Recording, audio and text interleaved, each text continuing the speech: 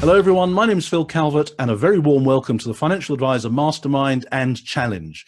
Throughout this week, advisors, leading experts and consultants to the financial planning profession are sharing amazing insights into just what makes a world-class financial advice business. Today I'm delighted to be speaking with someone who probably has more experience in the financial advice and provider world than just about anyone else. He started out in the early 1970s with Scottish Amicable and now runs a specialist research consultancy. Please welcome Senior Partner of CWC Consulting, Mr. Clive Waller. Hi Clive, how are you today? Good morning, Phil. I'm very well, thank you. Excellent. And you're down in Petersfield, I think it is, yeah? I am not too far away from you. So what was life in the industry like back in 1970? Just paint a picture of we didn't call them IFAs back then, did we? Everyone was brokers, I think. Life brokers, yeah, the life-breaking arm of insurance brokers. And in some ways, it hasn't changed all that much. You have providers, you have advisors. The job of the providers was to hoodwink the advisors into backing their products.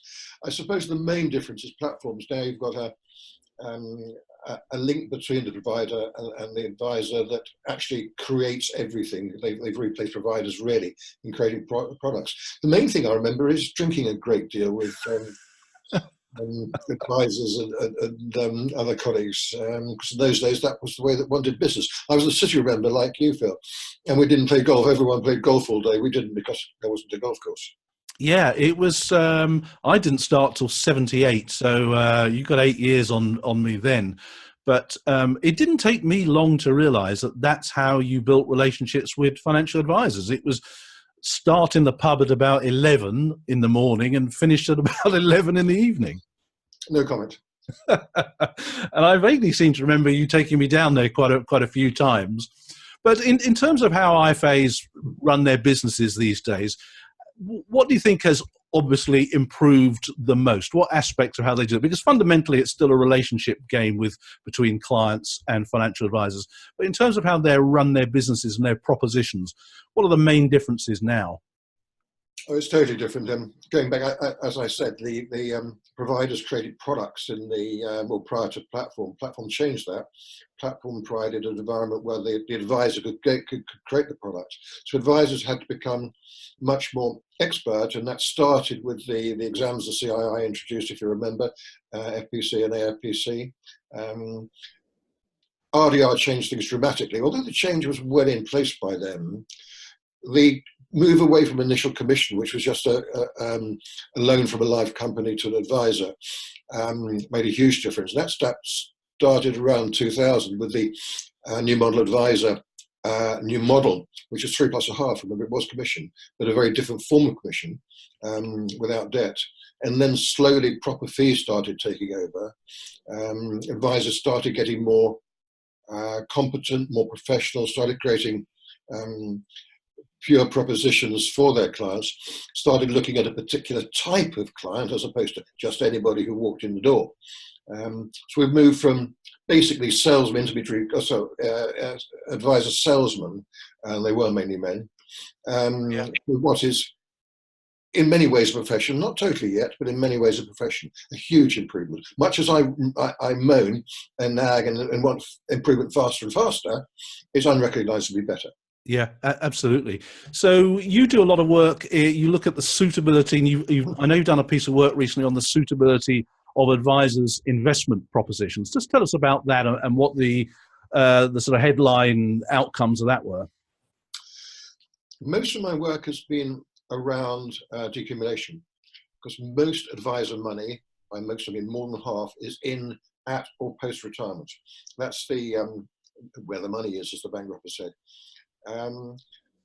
When we did some work with the Landcat 2 or 3 years ago, we found that most advisors didn't have decumulation investment propositions. And a lot didn't understand, still don't, it's not just advisors, it's providers as well, that the attitude of a retired person is totally different to somebody who is accumulating. Think about when you retire, is you've got no further source of money, unless you're particularly lucky with the pools or whatever else. Shows my age. So you're looking at life in a different way. For example, my view is that if you're in retirement, you're not looking at a long-term thing. Young asset managers advise, oh, it's 30 years. No, it's not. It's the next 5 or 10 years when you still might be able to have some fun. Yeah. After that, expenditure goes down, life gets different.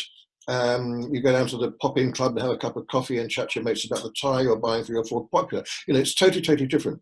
So for me, the pot idea, where you have very low risk money for 5 or 10 years, and then long equity, which basically is going to go to your kids, for the wealthier advisor clients, and most advisor clients are wealthier at the moment, is an issue.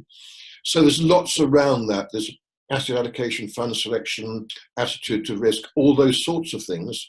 And a regulator that personally I think is become a talking shop. So I've got very strong views about the regulator's lack of action at the moment. We're seeing with the DB transfers, that was foreseeable to anybody in the industry apart from the regulator. Yeah.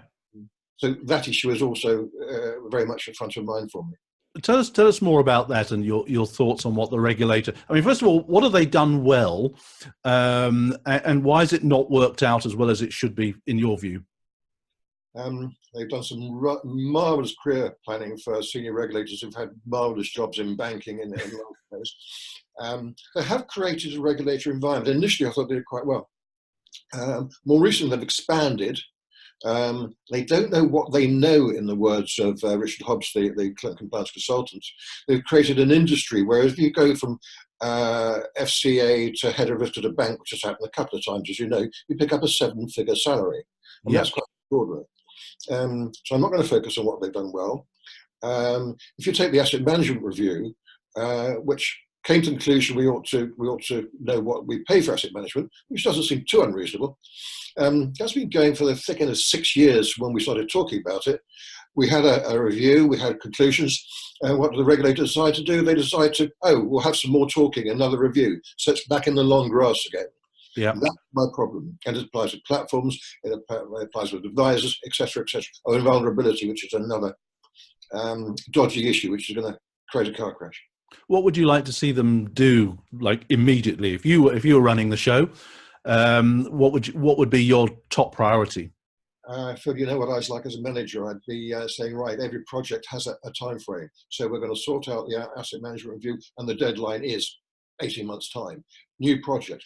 It should never take more than 2 years. How can you have a project which takes more than 2 years, for God's sake? Yeah. Zurich could launch a new policy in that time frame, almost. There's a lot of sweat and hard work. If you create a deadline, you've got a good chance of achieving it. Moreover, most of the people who are there at the start will be there at the finish. If you look at the platform paper, there's so much in it that they already knew or know or should know, but because it's gone on for so long, people have just gone or moved on and don't know what they need beforehand. Yeah. Which is nonsense. So the starting point would be to create a time frame with, say, a couple of years for any project, and it has to be completed in that time. Yeah, absolutely. You mentioned Zurich there. Interesting how we look at providers these days. What's the future for providers, given wraps and platforms? I would imagine a number of providers are scratching their heads as to what direction they go in the future.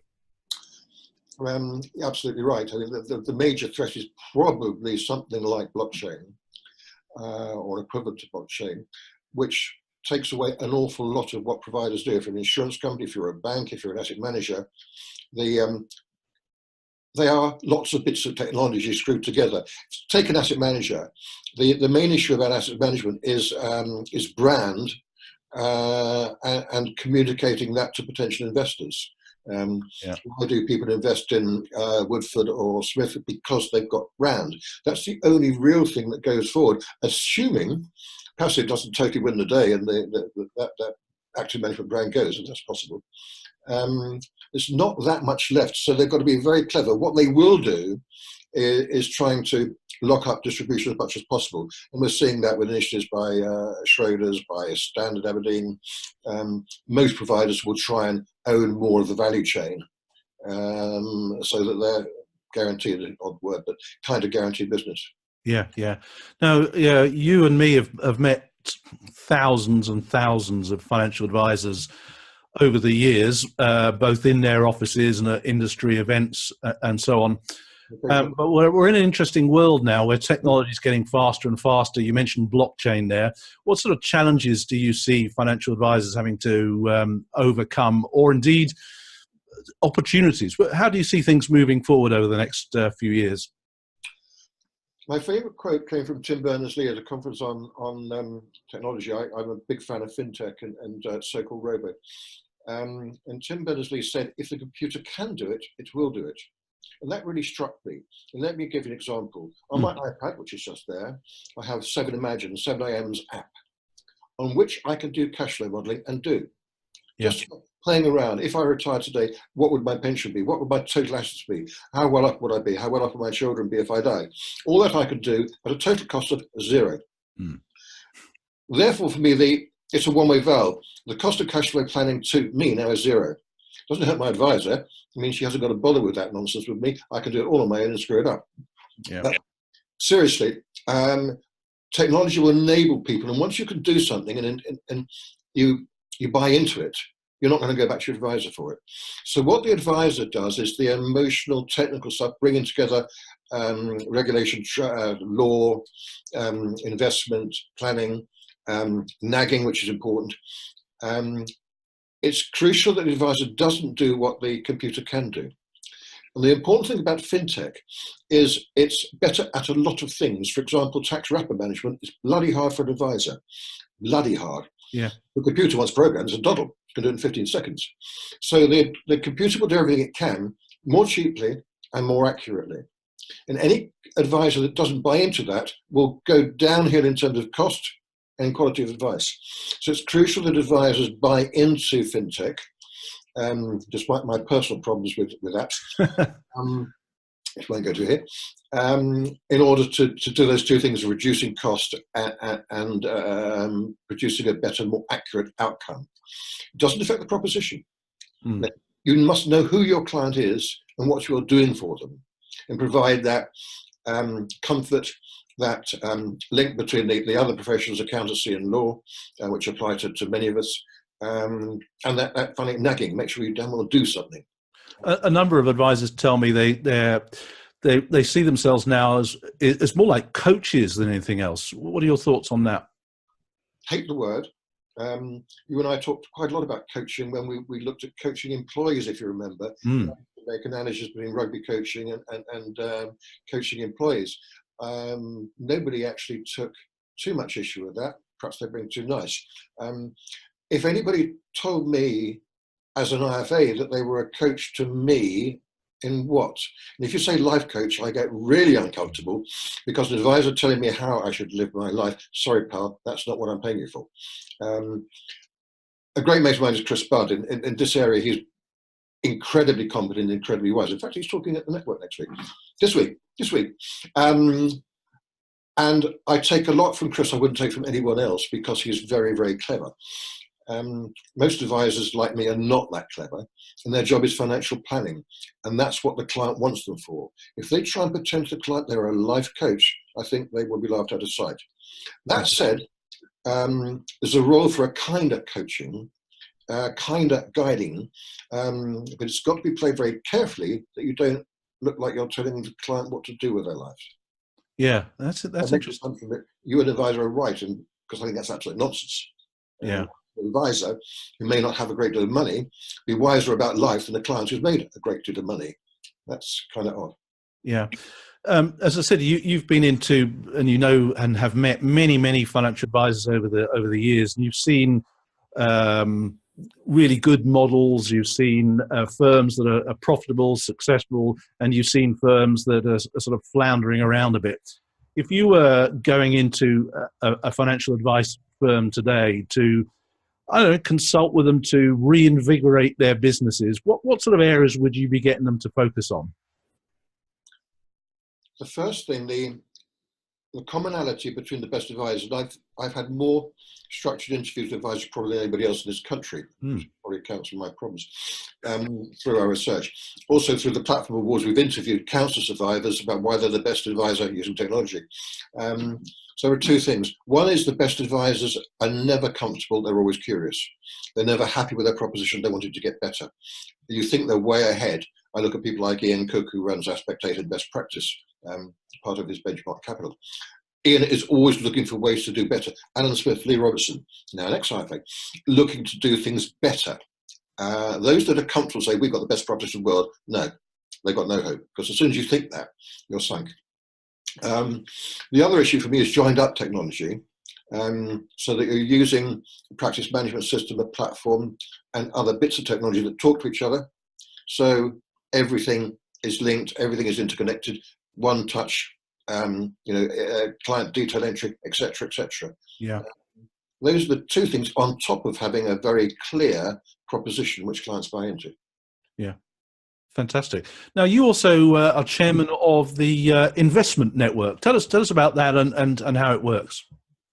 Well, it's a forum. We meet in country house hotels 4 times a year. You know, you've spoken, Phil. We always meet on a Thursday night at the bar, strange enough. We have dinner, we have an after-dinner speaker, and we talk on themes. This theme is decumulation and vulnerability. The unique selling point, if you like, of the network, it's for senior managers across retail investment. So we've got platforms, we've got asset managers, we've got life cos, we've got advisors, we've got big distributors, we've got transfer agents, we've got the whole piece. And it's the only meeting you can walk into where you'll get that full value chain presence. And that's utterly unique. So Chatterbox rule.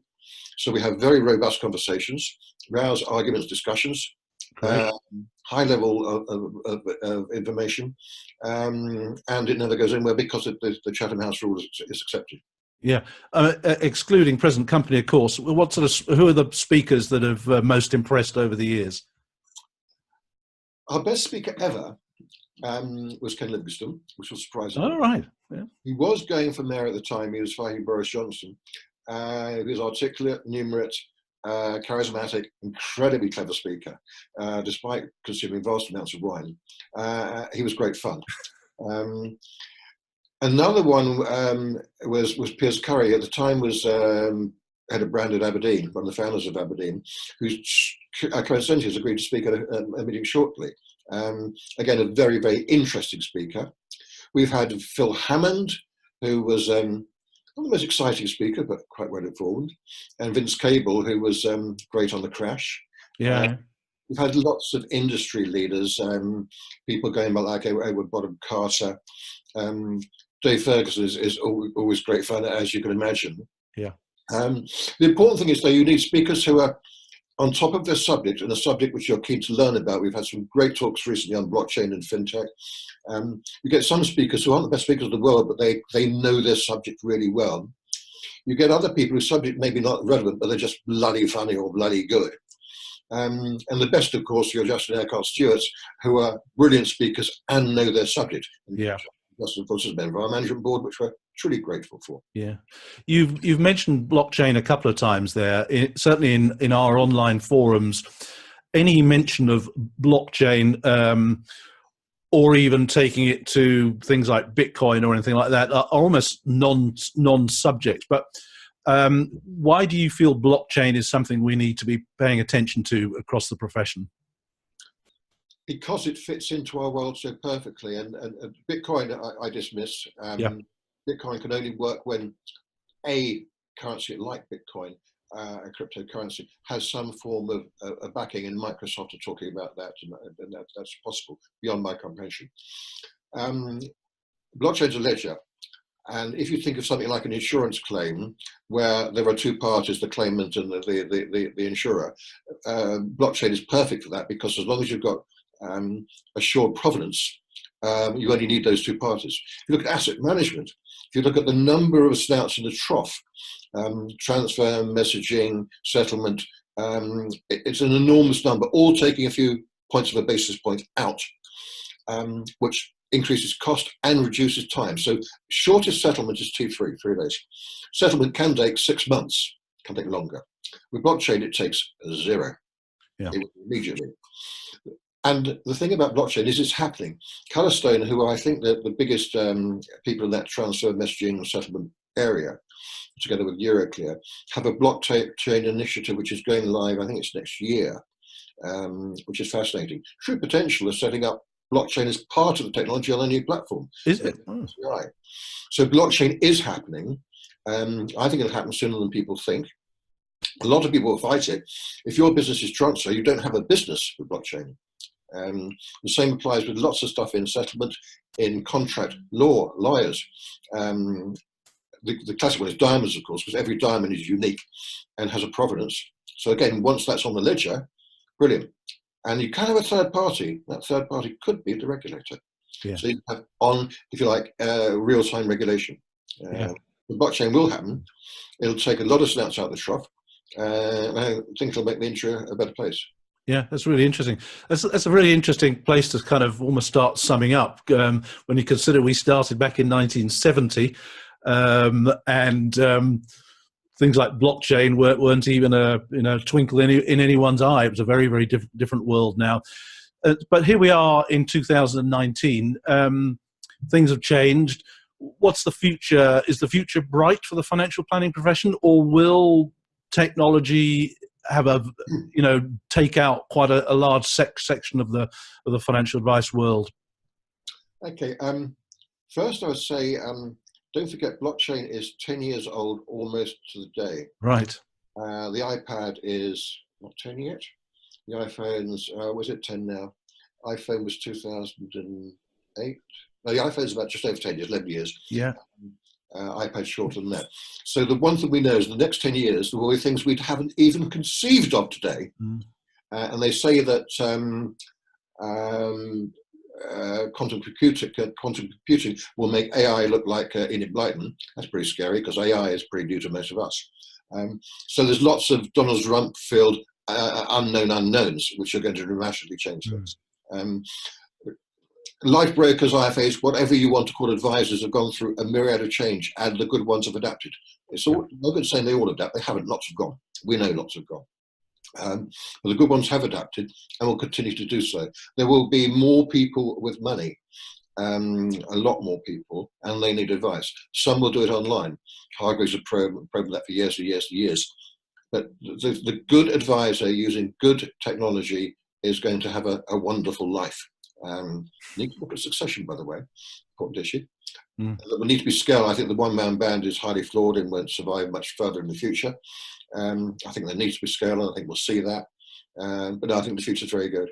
Yeah, and for those that are looking to retire or sell on their businesses, I'm starting to see a lot more chatter online these days about mergers and acquisitions, and people asking about how they value a business.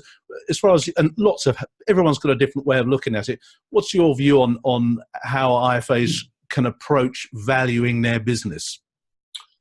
Very difficult, because the income model has changed since 8% first and final, if you were greedy enough, back in 2000, through 3+1/2, through to fees of 3+1/2, which has now changed to anything up front, normally flat fee to 100 basis points, typically half to a whole. So how do you value a business when that income model's changed so much and will continue to change? I don't know. Interesting network. We've got Tim Sargison of I've lost my thread. Sandringham, yep. Talking about their way of acquiring businesses within their group, and we've got Chris Budd talking about employee ownership trusts, two ways of advisors exiting, if you like. The important thing, Phil, is they think about it not a year or 2 years beforehand, but 10 or 15 or 20 years beforehand. In an ideal way, when you set up a business, you say, what's my exit going to be?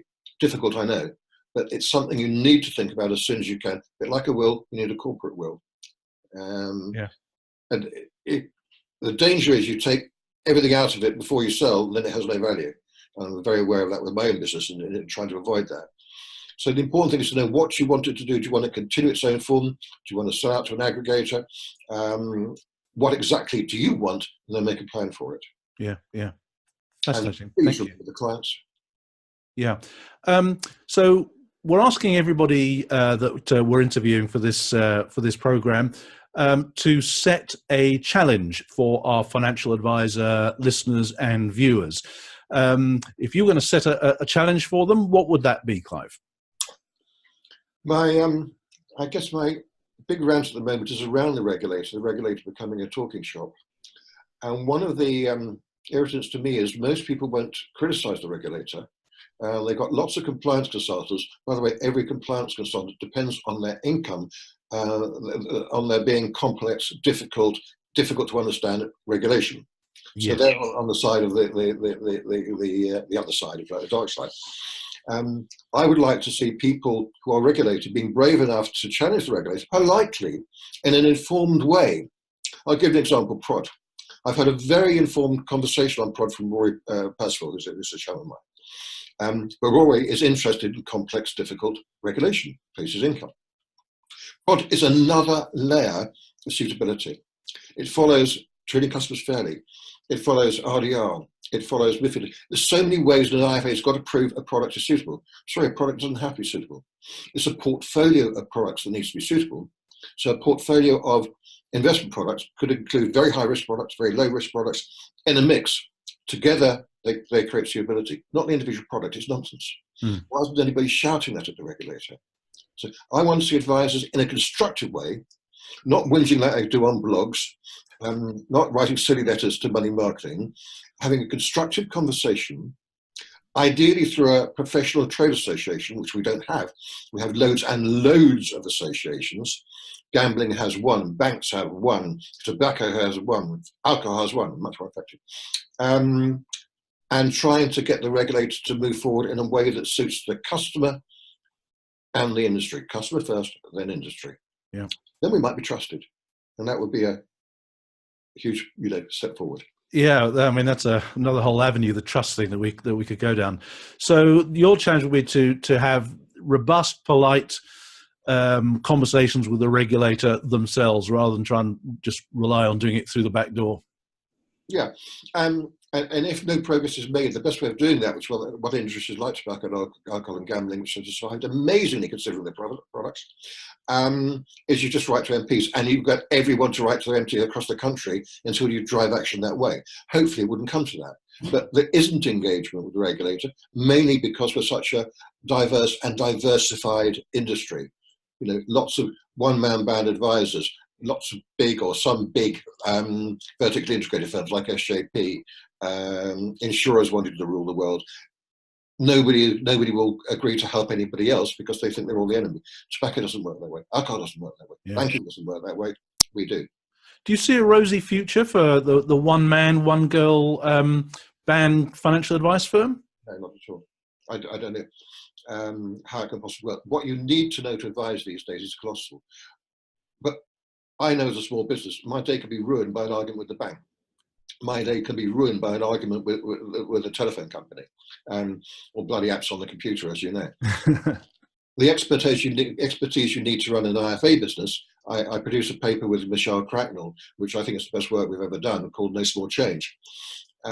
Looking at what an advisor has to do. You have to have a CEO, you have an ops director, you have to have an HR director, you have to have an IT director, you have to have a head of risk, all those things. Those roles must be there. If it's one person, they own all those risks. That's impossible. People say you can outsource, but you can only outsource what you understand.